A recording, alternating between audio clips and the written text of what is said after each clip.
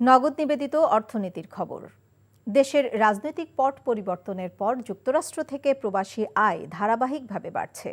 প্রবাসী আয় সংক্রান্ত বাংলাদেশ ব্যাংকের সর্বশেষ প্রতিবেদন থেকে এ তথ্য পাওয়া গেছে। বাংলাদেশ ব্যাংকের তথ্য অনুযায়ী সর্বশেষ গত অক্টোবরে যুক্তরাষ্ট্র থেকে প্রবাসী আয় এসেছে প্রায় 50 কোটি মার্কিন ডলার। গত জুলাইয়ে দেশটি থেকে প্রবাসী আয় এসেছিল প্রায় 24 কোটি ডলার। আগস্টে দেশের রাজনৈতিক পট পরিবর্তনের পর যুক্তরাষ্ট্র থেকে প্রবাসী আয় আসা 3 মাসের ব্যবধানে দ্বিগুণের বেশি বেড়েছে।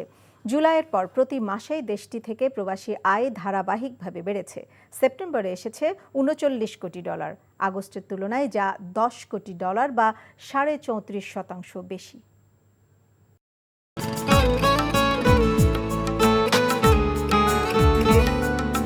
আপনার নামটা? নীলা। রাহুল। ওকে, এই মেয়েটারে তোর ভাবি সবাই কেমন লাগবে?